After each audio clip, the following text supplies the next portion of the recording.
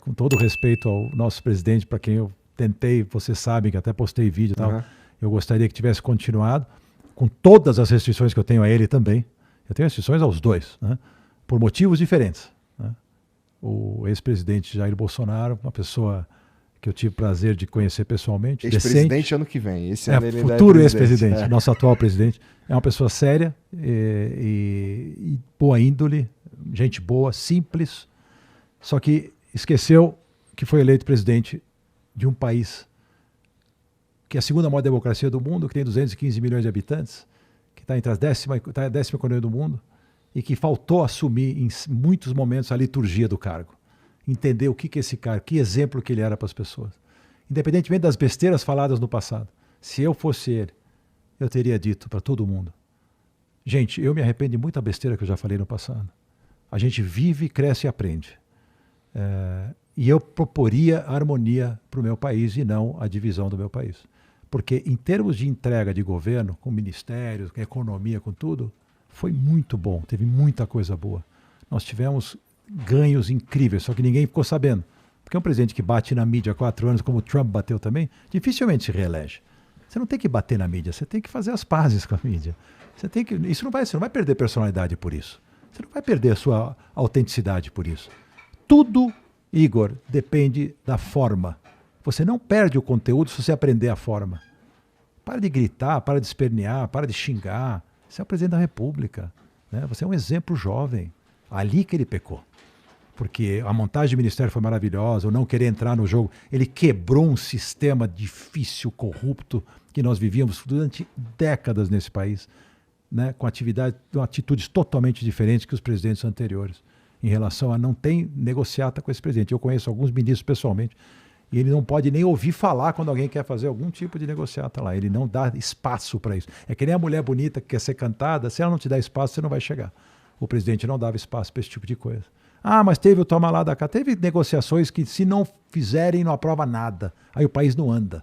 Isso ele teve que fazer, que é, vamos dizer, beneficiar o reduto de um ou de outro deputado e tal, para poder, o partido e tal, para poder ajudar e poder aprovar seus projetos.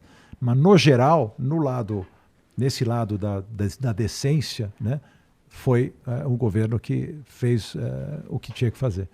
Aí faltou, então, o presidente assumir esse papel. Ele criou uma rejeição muito grande a ele mesmo. Se você analisar comigo, eu não ia falar tanto de política hoje, mas se você analisar comigo hoje, quem elegeu o presidente Jair Bolsonaro chama-se Luiz Inácio Lula da Silva. E o seu partido, principalmente o PT. A aversão era tão grande na época a tudo que foi feito por esse partido, que se você botasse essa batata frita, candidato ganhava. E nós tivemos o presidente batata frita lá. E o que acontece? O Jair Bolsonaro teve peito e coragem de assumir esse papel, que ninguém teve, e ele foi eleito. E depois, em 2022, quem elegeu Luiz Inácio Lula da Silva foi Jair Bolsonaro. Ele foi o maior cabo eleitoral que o Luiz Inácio Lula da Silva podia ter, com as atitudes dele, né, com a falta de jogo de cintura que um presidente tem que ter. Até que é uma falta de, assim, qualquer negócio, você tem o americano fala good guy, bad guy. O presidente da República não levanta uma placa escrita Globo lixo. Isso não é atitude de presidente. Se ele quer que alguém levante uma placa dessa porque ele não gosta da Rede Globo, põe outro cara para levantar a placa. Porque a placa era de um transeunte qualquer que estava no aeroporto esperando por ele. Você não faz isso. Então, assim, são certas atitudes que, na minha opinião, fizeram com que a gente perdesse. A gente, eu digo, porque eu não queria a volta do PT. Eu aceito. Diferente de muitas pessoas que estão aí protestando, eu jamais vou protestar, porque considero a eleição legítima do jeito que foi. Não considero o jogo tão limpo. O TSE jogou um pouco a favor do outro candidato, mas não foi isso que tirou os 2 milhões de votos de diferença, até porque o presidente recuperou 4 milhões de votos. Ele mesmo, né? E muito fogo amigo também, desnecessário, acabaram atrapalhando. E a gente vai ter que agora viver nessa incógnita. Porém, o que é bacana é que ele tem na mão 58 milhões de votos, apesar de que grande parte desses votos foram de pessoas que não querem o PT e não que apoiam ele, e tem aí uma oposição a ser feita para segurar aquele ímpeto petista de raiz que a gente não quer ver de volta. O Lula foi inteligente quando convidou Alckmin para ser vice, já mostrou um caminho menos esquerdista, né? E pelo que nós estamos vendo aí, se por acaso ele tiver essa serenidade de botar um ministério que não seja tão político, né, que seja um pouco mais técnico, ou então políticos que são, né, acima de qualquer suspeita, aí a gente vai ter, eventualmente, a torcida que nós temos é pelo Brasil, independente de quem é o presidente da República. O Brasil é maior do que esses indivíduos. Não pode personalizar tanto neles dois. Isso que é ruim, entendeu? Eu concordo muito. Eu gostaria muito que o Brasil tivesse projetos de país que independessem dessas pessoas. Concordo muito. Eles têm que ser a mola mestra que faz, o fio condutor que faz acontecer. Mas não pode cair tudo na persona dessas pessoas. É muita responsabilidade para eles. Nem são preparados para isso. Lula é um político experiente, mas não é um administrador nem um gestor. Entendeu? Então ele precisa ter gente em volta dele que sejam bons gestores. O Jair Bolsonaro era um político experiente também, 30 anos, ele também nunca foi gestor de nada. Mas ele teve a inteligência de botar um ministro da Economia, que eu considero o melhor de todos da história do Brasil e um dos melhores do mundo, que é o Paulo Guedes. Colocou o ministro da Infraestrutura, nosso futuro governador, que era um espetáculo de profissional. Colocou a ministra Tereza Cristina na Agricultura, colocou gente, até o Marcos Pontes na Ciência, um cara que tem um currículo invejável, gente decente, gente séria, gente trabalhadora. E isso mudou o resultado. Só que ninguém ficou sabendo, porque briga com a mídia, não anuncia, não fala, né? Ninguém. Como você cria um ambiente negativo, um círculo vicioso contra você mesmo, você não tem como quebrar essa bolha. Ela é toda negativa, qualquer coisa que ele fizer está errado. Ninguém nunca vai reconhecer nada. É lamentável, né? Foi muito melhor do que falam, mas eu dou muita razão às pessoas que criaram um antagonismo ao presidente pelas atitudes dele mesmo. Foi ele mesmo que fez isso. Tinha uma casca de banana no outro lado da rua, ele ia lá e pisava. Desnecessariamente. Porque o bom governo que acabou sendo o resultado final do que foi feito, em termos de economia, em termos de auxílio aos mais necessitados, ele mostra esses números. Os números são muito bons. Marco do saneamento, transposição de São Francisco, independência do Banco Central, reforma da Previdência. Pô, uma série de coisas que aconteceram que mudaram o país. Privatização da Eletrobras. Então, assim, um monte de coisa interessante, importante, que acabou sendo jogada fora por postura pessoal. Isso é uma pena. Pena. Se a postura pessoal fosse diferente, ele se abrisse para todo mundo. Quero governar para todos. Não só para os bolsonaristas. Vou governar para todo mundo. O brasileiro, ele é o povo independente da ideologia, do que ele pensa. Eu não vou desrespeitar a ideologia de esquerda só porque eu não concordo com ela. É um direito que o cara tem de ter a ideologia dele. É um direito que ele tem de pensar do jeito que ele quer. As pessoas ficam, porque é de esquerda, porque é de direita. Respeita.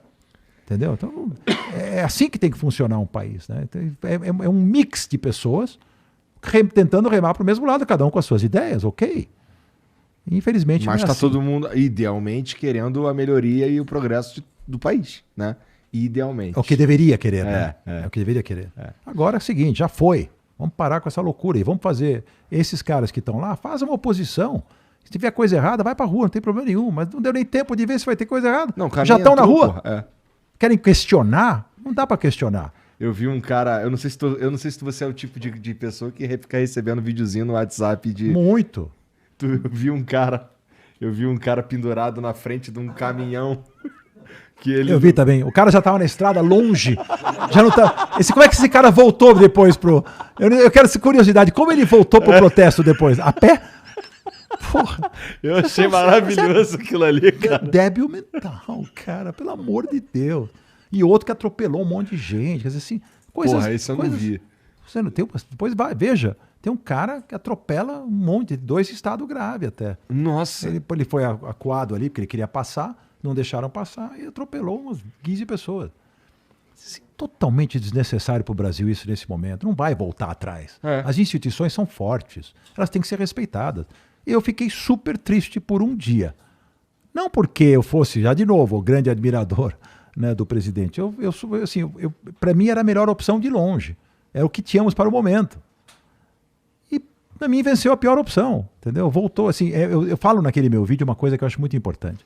Exemplo, nós colocamos na presidência da República alguém que realmente, cujo partido e cujas pessoas comprovadamente foram desonestos com o Brasil, roubaram o Brasil. Então não é que, mas porque nós temos que respeitar as decisões jurídicas de um Supremo Tribunal Federal, sem dúvida nenhuma. Se teve vícios no julgamento e não foi justo o julgamento, ok, foi anulado por esse motivo. Que o juiz foi tendencioso, eu não considero tão assim, mas... Vamos aceitar que os juristas e os grandes membros do tribunal sabem o que estão falando. Ok, tá bom. Então julga de novo. Não pode por causa da idade. Ok, mas não diga que foi inocentado. Foi anulado, ele não deve nada à justiça porque a justiça anulou o julgamento que foi considerado injusto, mas os atos que foram praticados, ninguém vai apagar. Os bilhões de reais que voltaram na real. Os outros todos, as delações que foram feitas por grandes empresários, tal, os que estão inventando todas as histórias, tudo aconteceu debaixo do nariz dele, inclusive com a participação. Então, assim, é um exemplo ruim. Então eu posso fazer falcatrua que eu volto a ser presidente da República do meu país.